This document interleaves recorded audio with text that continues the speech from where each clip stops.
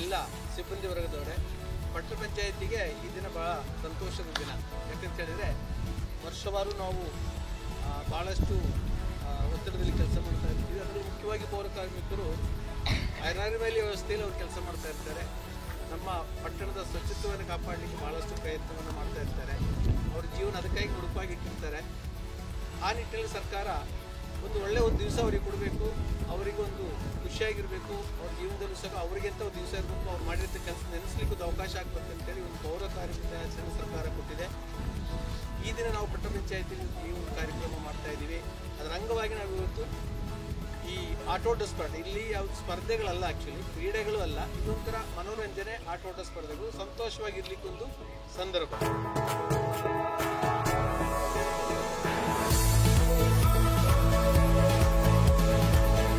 ಇಂದು ಕೊಪ್ಪ ಪಟ್ಟಣ ಪಂಚಾಯಿತಿಯಿಂದ ಪೌರ ಕಾರ್ಮಿಕರ ದಿನಾಚರಣೆಯನ್ನು ಹಮ್ಮಿಕೊಂಡಿದ್ದೇವೆ.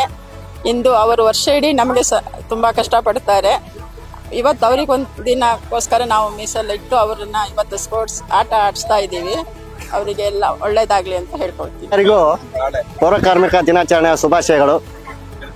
ಈ ಸಂದರ್ಭದಲ್ಲಿ ನಮ್ಮ ಪಟ್ಟಣ ಪಂಚಾಯಿತಿಯ ನೀರು ಸರಬರಾಜು ನೌಕರರು, ಪೌರ ಕಾರ್ಮಿಕರು, ಆಫೀಸ್ ಸ್ಟಾಫ್ಗಳು, ನಮ್ಮ ಎಲ್ಲ ಕೌನ್ಸಿಲರ್ಗಳು, ಗೌರವಾನ್ವಿತ ಅಧ್ಯಕ್ಷರು, ಉಪಾಧ್ಯಕ್ಷರುಗಳು ಎಲ್ಲ ಸೇರಿ ವರ್ಷ ತುಂಬ ವಿಜೃಂಭಣೆಯಿಂದ ಈ ಪೌರ ಕಾರ್ಮಿಕರ ದಿನಾಚರಣೆಯನ್ನು ಆಚರಿಸ್ತಾ ಇದ್ದಾರೆ. ಈ ದಿನ ಪೌರ ಕಾರ್ಮಿಕರ ದಿನಾಚರಣೆ ನಮಗೆ ಒಂದು ತುಂಬ ಖುಷಿ ಆಗುತ್ತೆ. ನಮಗೆ ಯಾವ ರೀತಿ ನಮ್ಮ ಪೌರ ಕಾರ್ಮಿಕರು ವಾಟರ್ ಸಪ್ಲೈ ಅಂತ ಭೇದ ಭಾವ ಇಲ್ಲದೆ ನಮ್ಮ ಮುಖ್ಯಾಧಿಕಾರಿಗಳು, ಅಧ್ಯಕ್ಷರು, ಉಪಾಧ್ಯಕ್ಷರುಗಳು ನಮ್ಮನ್ನು ಎಲ್ಲ ಒಂದೇ ರೀತಿಯಲ್ಲಿ ಬೆರೆಸಿ ಆಟ ಆಡಿಸ್ತಾ ಇದ್ದಾರೆ. ನಮಗಂತೂ ತುಂಬ ಖುಷಿ ಆಗ್ತಾ ಇದೆ.